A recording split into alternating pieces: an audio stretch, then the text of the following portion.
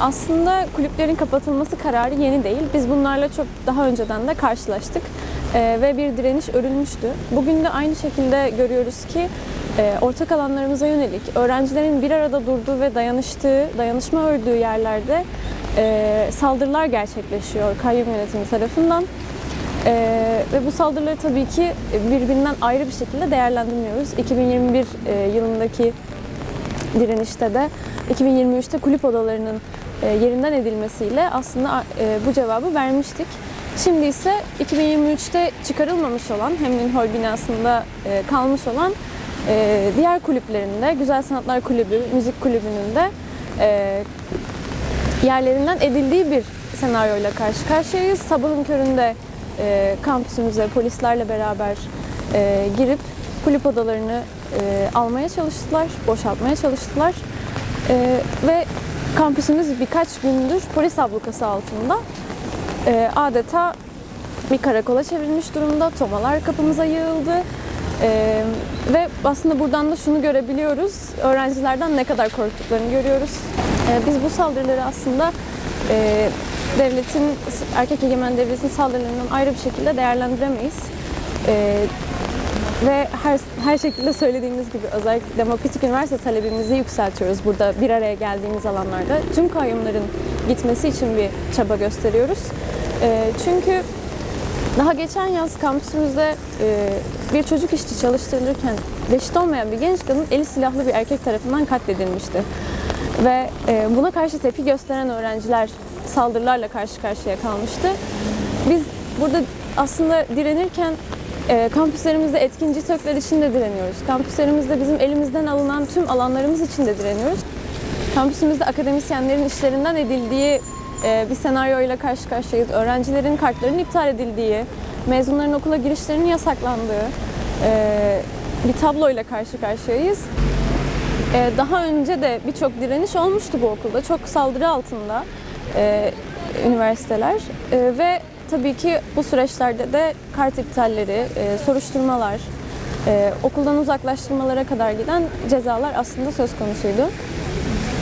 Ve öğrenciler aslında her seferinde bu saldırılarla karşı karşıya kalıyor. Daha geçen gün gördüğümüz gibi okulumuzda polisler sokuldu, çevik kuvvet sokuldu ve işkence gördük. Buna karşı da direndik. Ancak biliyoruz bu saldırılar ilk değildi, son da değil. Bu yüzden de mücadeleyi büyütmek gerektiğini düşünüyoruz. Boğaziçi Üniversitesi'nde öğrencilerin hiçbir şekilde bir karar hakkı bırakılmadan ve durmadan kendi hakları için yurttaşlık hakları olsun, kulüplerine sahip çıkma olsun, ortak alanlarını terk etmemek olsun, durmadan bunun için mücadele vermesi gerektiği, bir karar hakkı olduğunu savunduğu bir durumdayız.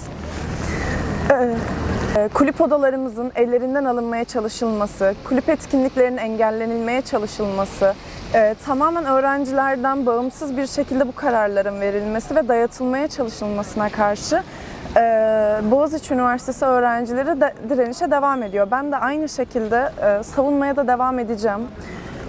Çünkü bu üniversitelerin bizim olduğunu, istediği gibi gelip bizim adımıza kararlar veremeyeceğini de onlara net bir şekilde açıklamamız gerektiğini, bunun için direnişse direniş, mücadele ise mücadele devam etmesi gerektiğini ve büyümesi gerektiğini düşünüyorum. Öğrencilerin bu kararlarda neredeyse hiçbir etkisi olmuyor. Gerçekten her verilen kararda öğrencilerin direnmesi gerekiyor ve ne zaman reddetseler, ne zaman biz öğrenciler olarak karşı çıksak onların verdiği kararlara karşı her zaman bir müdahaleyle, her zaman bir bastırmayla, kulüp etkinliklerini engelleyerek, kapatmakla, tehdit ederek, gözdağı vererek karşılamalarla karşılaşıyoruz biz. Öğrenciler kartlarının iptal edilmesiyle çok fazla kez karşılaştılar. Şu anda olan direnişte de mezunların kartlarının iptal edildiğini de öğrendik. Önceki fakülteler eyleminde de fakülte elimizden alınmaya çalışırken çoğu öğrencinin, hala aktif olan öğrencinin de öğrenci kartı iptal edilmişti. Soruşturmalar açılıyor. Akademi tabii ki de bu esnada aksıyor. Dediğim gibi bize açılan soruşturmalar, kampüse girmemizin engellenmesi bizim akademik hayatımızda çok fazla etkileyen etkenlerde de var.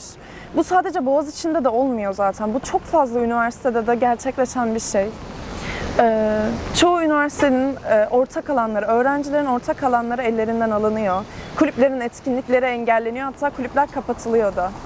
Ve bu çoğu üniversitede karşılaşıldığı gibi öğrencilerin akademik hayatında çok fazla etkileyen bir şey. Bu soruşturmalar, disiplin soruşturmaları, öğrencilerin derslerine girişlerinin, kampüslerine girişlerinin engellenişi de tamamen bu şeylere karşı direnmelerinden doğan şeyler. 3 Şubat'ta siyasi Kırım operasyonunda gözaltına alınan, sonra da tutuklanan sıra arkadaşımız Ahmet Bilal Bay da bu direnişi görüyor. Eğer tutsak olmasaydı da özellikle demokratik üniversite mücadelesini büyütmek için bu direnişte en ön saflarda da olacaktı. Ya Boğaziçi'nde yaklaşık 4 yıldır süren bir direniş var. Direniş tarihini çok daha eskiye dayandırmak da mümkün ama 4 yıldır özellikle kayyumlara karşı bir direniş örgütlenmeye, sürmeye devam ediyor. Geçen seneden önceki sene İİBF eylemleriyle tekrardan kitlesel bir öğrenci eylemi olmuştu. Geçen sene bir kafe işgali yaşandı. Sonrasında zaten 19 Mart olayları yaşandı. Bu sene de yine kulüplerin odalarının alınmasıyla, ki bu ilk yaşanan seferi de değil, tekrardan bir öğrenci eylemliliği var. Ve yine aslında talep 4 yıldır aynı. Bir şekilde Kayyum Naci İnci'nin bu okuldan gönderilmesi, istifa etmesi, üniversitelerin özgürleşmesi talebi de sürmeye devam ediyor. Eskiden çok fazla kurum vardı okulda ve bir şekilde bu kurumların hepsinin öz örgütlendiği bir biçimle işliyorduk. Fakat Melih Bulu atandıktan sonra, bu Naci İnci'nin de öncesinde bütün bu alanların kapatıldığını gördük ve hepsine aslında bina amirleri atandı. Hatta bina amirliği kuruldu yanlış hatırlamıyorsam. Ve bir şekilde bu baskılar öğrencinin tamamen sistematik olarak demokratik bütün alandan tasfiye edilmesi ve geriye sadece iktidarın görevlendirdiği insanların kalmasıyla sonuçlandı. Biz de öğrenciler olarak bu durumdan rahatsız ve bir şekilde tekrardan kendi öz örgütlülüğümüzle beraber kampüsleri kendimiz yönetmek istiyoruz diyebilirim.